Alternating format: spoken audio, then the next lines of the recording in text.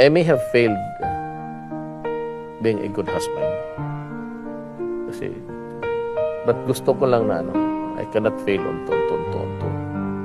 I have to be a good father.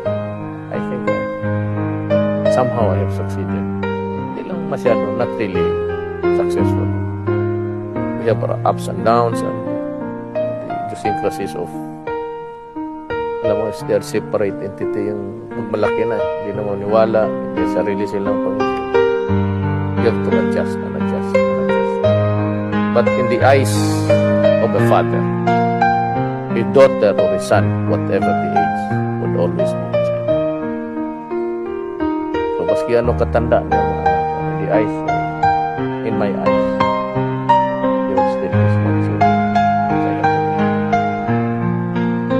Kaya ng ibang society na pag nag-18 bitawan,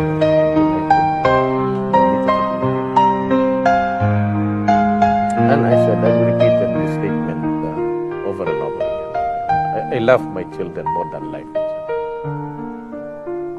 Ano mang ano dyan, minsan gano'n na lang ang travails ng tatay talaga.